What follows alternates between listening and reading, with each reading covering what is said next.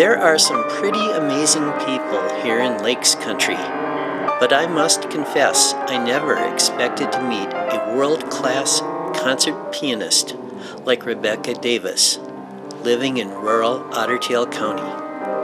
She has graced the stages of concert halls around the world. Okay. I recently had the pleasure of visiting her music studio. Can you just tell us a little bit about your history and where you're from originally? Well, originally from Philadelphia, and I have two older sisters, and that's how I got started playing the piano. Of course, the youngest always wants to do what the two olders are doing. So apparently the story goes that my crib was right next to the piano. And my older sister was practicing, and she ran into the kitchen. She said, Mommy, Mommy, every single time I stop playing the piano, Becky starts crying. And I start again, and she stops. And of course, my mom thinks, yeah, you're just trying to get out of practicing. You know, you get back in there on that piano. She said, no, really, really good. So my mother comes in, and I'm apparently bawling away. And my sister sits down and starts playing. And I mean, like, just boom, I stop.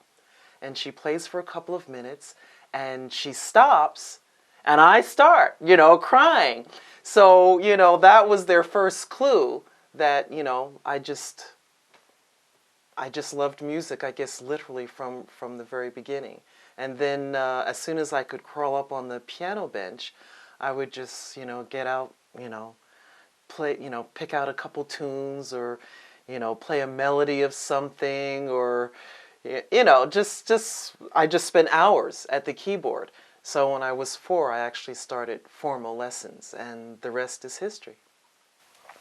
We just had music around the house. My mother had the classical station on all the time. I mean, when one of us wasn't practicing, we had it on during dinner, we had it on right before we went to sleep, we had it on first thing in the morning. So I really was just saturated with music from the beginning. Wow.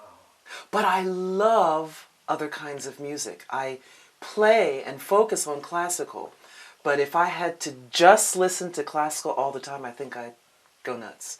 So I don't think there's any kind of music that, at least a couple of things, I don't appreciate. So you like to play, as far as performance? Strictly classical. Strictly classical. Right. But I love jazz, I love R&B, I like country. So who are some of your favorite artists that you like to listen to? Oh, gosh. The list is endless. I mean, really, I almost hate to say anybody because they're just so many. I really don't have favorites. I just love good music. That's the bottom line.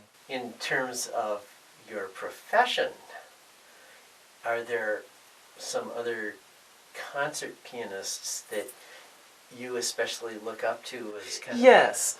There's one in particular, actually, that I met, he and his wife, oh gosh, I guess maybe 10 years ago now, close to 10 years. He's from Brazil. His name is Luis de Moro Castro. I'm probably not saying that with the proper Portuguese accent. But he's not just a brilliant pianist, but the wealth of knowledge that he has, and the warmth and the depth of his spirit. And his wife is exactly the same. They're just both amazing people, and I look up to both of them a lot. There are many pianists that are no longer on the planet that I really have a tremendous amount of respect for as well. One of them was one of my teachers at Juilliard, Beveridge Webster. Again, just a phenomenal pianist and a phenomenal human being. So I've been fortunate. Another question I was going to ask you is about your training and where you got your Well, music I education. started off at a school called the Settlement Music School that really this is the only way that I was able to take piano lessons because my family did not have much money growing up. And they discounted lessons so that my sisters and I could take lessons there. And I had an excellent teacher then. His name was Charles Engel. And after that, I was, 13, 14, I went away to boarding school, Interlochen Arts Academy, which is a boarding school in Michigan for all of the arts, theater, dance, visual art, etc. And from there, I think I spent 2 years there. I went to North Carolina School of the Arts. Again, the same kind of school, boarding school. And when I was 18, I took off to New York and Juilliard. I had good training, but what's interesting is I stopped playing the piano for about, 12 years. 7 of those years, I didn't even have a piano in my home. Well, once I graduated from Juilliard with my bachelor's and master's,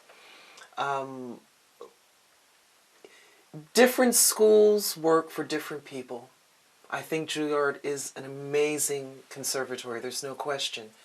But for me, I had some challenges adjusting to New York City. I'm not much of a city girl either. Even though I was born in Philadelphia, I really belong in the country or some rural area. And by the time I graduated, I had just lost the joy of making music. And so for 7 years, I did not touch a piano. And then my husband and I met, and he found out that, I played the piano. He said, well, if you had a piano, do you think you would play it at all? I was like, I might sit down and play something here, play something there, but I don't think so. So he bought an old, and I mean an old, upright, and it was in bad shape. But the piano came into the house, and it was early afternoon, and I sat down to play, and I must have played for 4 or 5 hours straight. I mean, I was just gone. And within a year, I was doing a tour, and I was doing some colleges, and I was performing in New York. I did something in Philadelphia, etc., etc. And then my mom got very ill. And so I stopped again, really. I mean, even though I had a piano now, I really did almost nothing with it for 4 or 5 years. I was focused on her. I mean, that was a difficult time. Sure.